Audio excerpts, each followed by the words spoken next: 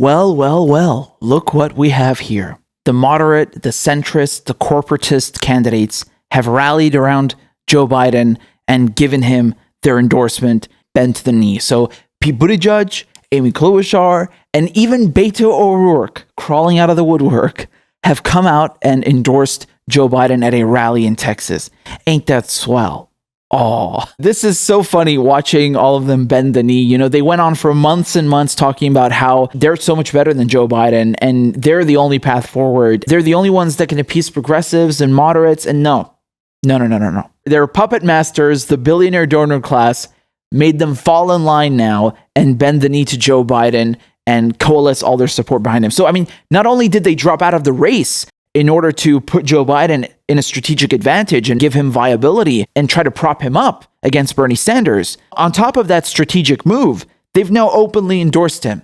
They've given their blessing a candidate who can barely form a coherent sentence. And by the way, Donald Trump is trolling Joe Biden 24/7. It's goddamn hilarious. So this is really a disgusting sight to see. All the rats getting together, the CIA puppets, the billionaire puppets, all of these establishment types just glorifying each other.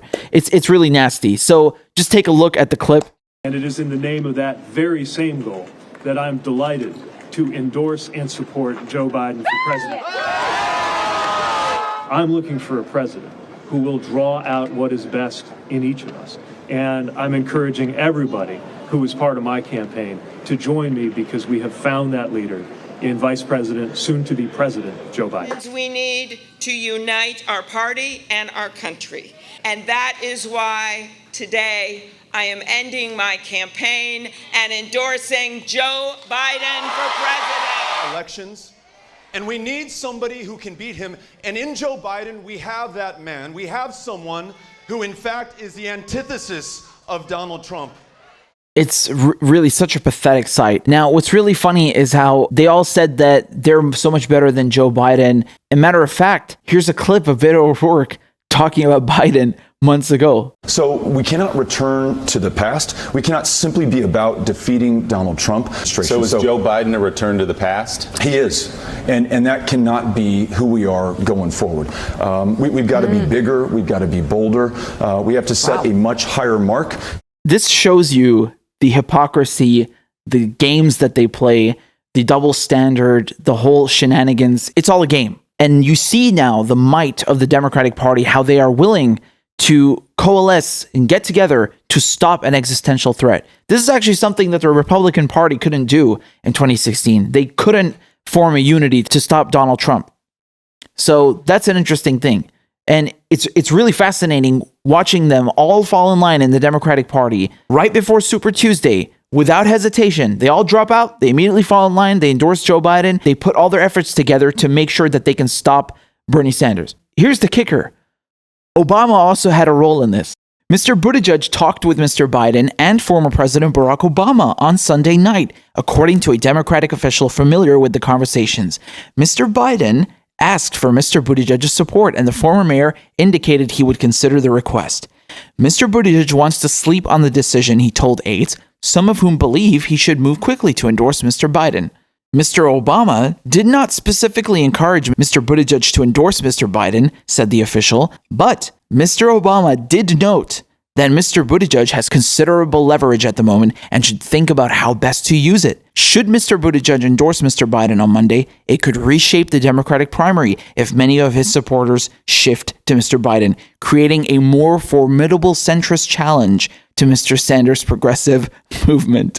This is just amazing, man. It really, how they're working so hard at all costs to stop Bernie. I mean, even Obama coming out of the woodwork to pull this off. It's really fascinating. And I love how Obama doesn't specifically tell Buttigieg to do it. I mean, who knows? Maybe he did. But the way this works usually in politics is they don't explicitly tell you to do something. They suggest it. When the goddamn former president comes to you and says, you have considerable leverage, you best use that wisely. He knows what that means. He's not stupid. And on top of it, all these people, O'Rourke, Klobuchar, Buttigieg, they're probably fishing for positions in Biden's cabinet as well. You know, There's always a quid pro quo, man. There's always something down the line for them, waiting for them, of course. The big takeaway from this is you will have everyone in this party working against Sanders. It's really amazing how the apparatus is coming together. It's all in the open now. It's so clear. Now, Anderson Cooper asked Bernie Sanders about this. Take a look at what Bernie said. Just heard Mayor Buttigieg endorsing Vice President Biden. Klobuchar is expected to do the same tonight, as is Beto O'Rourke. How does the consolidation of the moderate vote affect your plans moving forward, especially since Senator Warren shows no signs of getting out? Well, Anderson, I think, as you know, from day one, we have been taking on the establishment, whether it is the corporate establishment, Wall Street, the drug companies, the insurance companies, the fossil fuel industry, or the political establishment. And let me be very clear, it is no surprise they do not want me to become president, because our administration will transform this country to create an economy and a government that works for all of the people, not just the 1%. It will not be the same old, same old. But the other reason that I am running is to defeat Donald Trump. And the fact of the matter is, if we want to defeat Donald Trump, we're going to need a campaign that has energy and excitement, that can speak to working people, young people, people who have given up on the political establishment all over this country. To defeat Donald Trump, we're going to have the highest voter turnout in the history of this country. And I think our campaign is uniquely suited to be able to do that. Perfect response. He absolutely nailed it and told you the whole truth and nothing but the truth, man. The establishment doesn't want him to become president. They are unanimous in their hatred for me. Just like FDR said and just like Bernie Sanders said. When it's crunch time, when it's really the moment of truth, you see where the chips fall. You see there's a clear line in the sand. It's the establishment versus Bernie Sanders versus the progressive movement. It's the corporations versus the working class. It is what it is.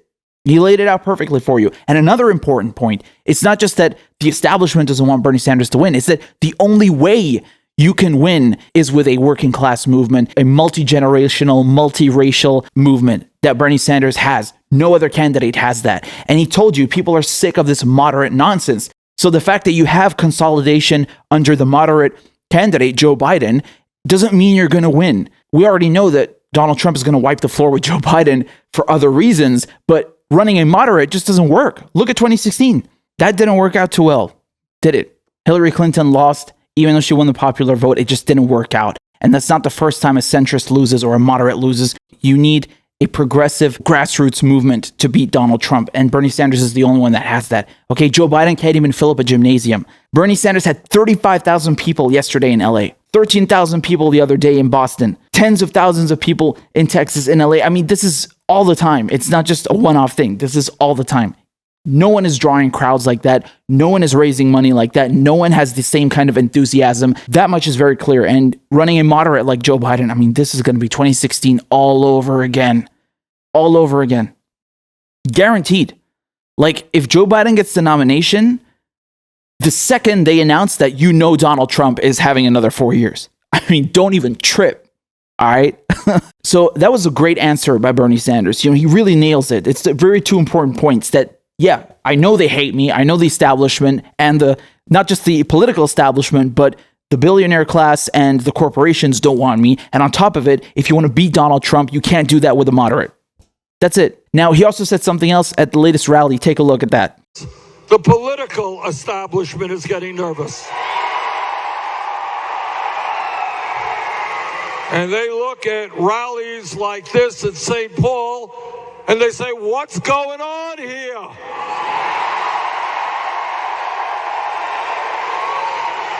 Imagine a Democratic Party in which working people and young people finally have a real voice.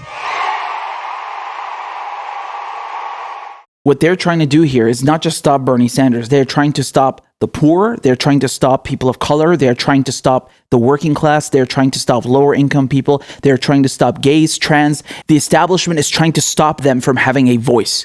That is what is going on here. It's not just about Bernie Sanders, okay? It's not because they don't like his hair or the way he says huge. No, it's not about him, okay? It's about the working class having a voice. They don't want that. The billionaires, the corporations, and the political establishment don't want to make any concessions because they know that if the working class get a voice, it's over for them. Joe Biden is an old fart. He has no chance against Donald Trump.